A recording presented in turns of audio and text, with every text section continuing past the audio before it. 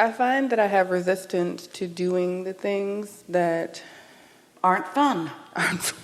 That's what we were just explaining to you. I know. And feeling bad about it. I should be willing to do things that aren't fun in order to satisfy my intention to have fun. Feel how backwards. It makes no sense. But hear that.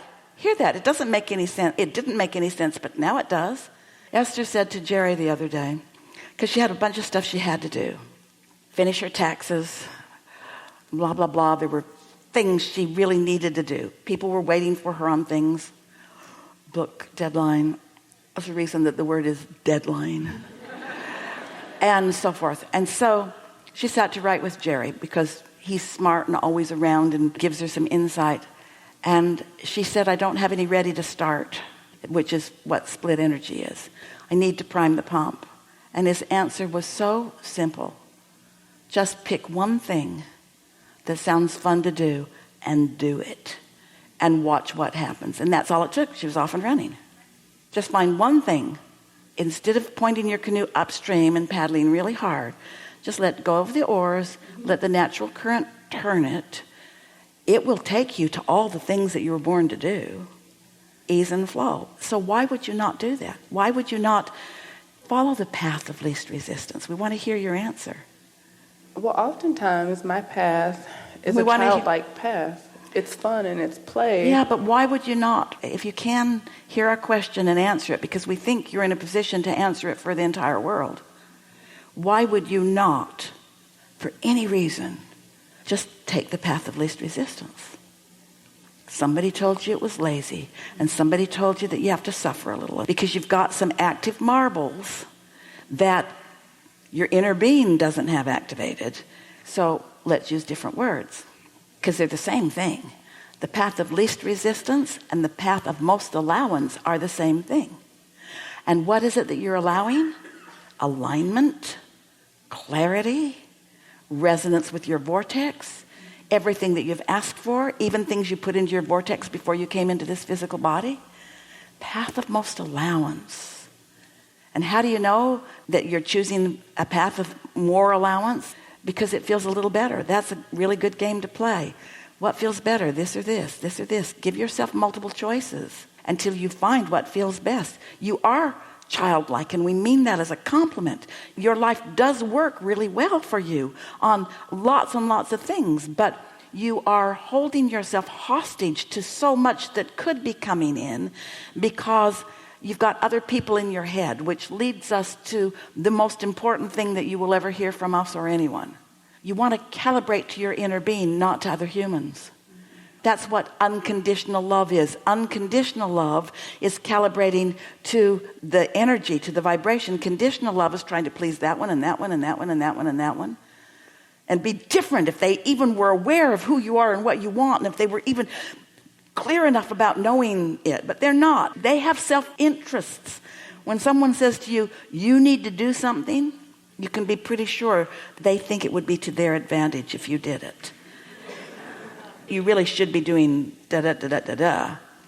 I find that so much. Like, that happens to me all the time because me being me, I'm light and I'm playful and you're far too happy for most people. I know. No, you should be suffering more. You should be suffering more because you're a freak. Yeah, it makes no sense. Yeah, you should be suffering more, and it's not fair for you to feel like that and live the fantastic life that you live. That's not fair. That's what they're feeling. That's not fair. I'm struggling, you're not, you're getting it, I'm not. You just teach through the clarity of your example. When the timing is right, you just let them know that I knew that would work out for me. I knew that would work out for me. Things always work out for me. Things always work out for me. That's really a mantra. Things always work out for me. And sometimes not all at once, and sometimes incrementally, but things are always working out for me. Things are always working out for me. Things are always working out for me. And then you can say, you too, you just get in the way more than I do because you believe in suffering and I don't. You believe in hardship and I don't. You believe in the devil and I believe in only goodness and love. You know what's funny? I danced with the devil last night because I went to a costume party and introduced the devil, but it's just funny. Law of attraction's quite an interesting thing, isn't it? That's how it works. There are no details too small. So I'm doing it right. Just You are doing it exactly right. Yeah. Well, we'll put it to you this way. right for me. You don't have to be having fun 100% of the time, but if it's what you want the most, if you want satisfaction and good feeling and fun and love, and that's the majority of what you're living, you are doing it so right. Just don't feel guilty about feeling so good. That's the one little piece that's sort of stuck in your vibrational craw. Because sometimes I want to hide because I feel watched or... But here's the thing. If you have split energy, if you know you're doing it right and it's mostly going good, but you feel a little guilty, then that mixed bag of marbles will bring you two other people who feel that way about you. Your life is too good and you should feel guilty. But once you've convinced yourself, you said, so I'm doing it right. This is how it works. And when you know that and you show that to yourself over and over again, and you teach it to others through the clarity of your example because you are a teacher and you see it begin happening for them, then those that don't understand it don't bother you. You don't spend any time trying to convince somebody that's not ready to hear it. And you know why that's a really good thing for a teacher to decide? Their own inner being isn't trying to get them to hear it. Their own inner being is not walking over there to the negative zone and being real with them, getting down with them, being understood with them. Their inner being staying over here and feeling good. That's why they feel so bad. They feel so bad because their inner being feels so good. You want to treat everybody like your inner being treats you. Your inner being won't join you and try to cheer you up. True. And I find myself staying longer than I should or listening to something where it's like it doesn't serve. But out of responsibility, out of a feeling of responsibility. Or because people are demanding, and sometimes if somebody's demanding, it's just the path of least resistance to give in to them. But just know what you're doing. I'm giving in to you because I don't want to see your fit. But I know that you're not getting what you want right now. I'm not turning my power over to you. I just don't want to battle with you. Don't pick fights with anybody. When you try to convince somebody that's not in the vibrational vicinity of understanding, that's torture. We were talking about win-win earlier. That's lose-lose. Because you got to give up your connection in order to be there with them, and nothing good ever comes out of that, ever. Okay. Because also with that, I can go on and live my life and ignore these people. And that's what I feel like it is. Like I'm just... Here's the deal. We'll finish with this. Here's the thing. If they really aren't important to you, you could just ignore them and really turn the other cheek and meditate and live happily ever after. But some of them are in your vortex and you really care about them and you can't ignore them. One mother said to us, Abraham, if I do what you encourage me to do, my son will feel forsaken. He will feel like I've given up on him. And we say, but here's the thing that you have to understand. You haven't given up on him. You are just all over the vortex version of him.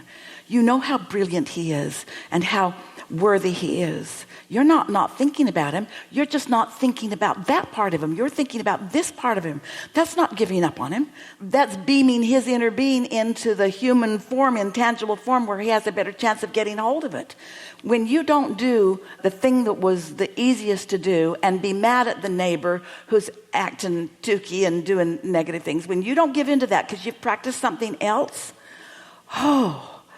you put fresh air in the vicinity that gives that neighbor a better chance to line up.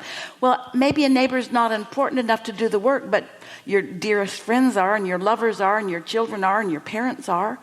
You know, just love them because you're a lover, not because they're lovable. That's what unconditional love is. I love you because I choose to love and I want you in my life. So I look for easy existing matches that I can love. I don't lie to myself. I don't love the way you treated me, but I love this about you, and I love this about you, and I love this about you, and I love this about you, and I love this about you. And before you know it, you've got so much that's active in you that you love about them. They're in your life, but they're different in your life because you attracted a different bunch of marbles from them. We've been talking like it's this world out there, and there's that one that you want to attract and that one you want to attract, but every person has within them wanted and unwanted. Every conversation, every particle of the universe has wanted and unwanted in it. You just want to practice yourself into being a vibrational match to the wanted parts, and the law of attraction will deliver that to you, and people will look at you and say, what is going on with you? And when they ask and really want to know, tell them. When they ask because they're jealous, say, when you're in heaven, you'll know. Yeah.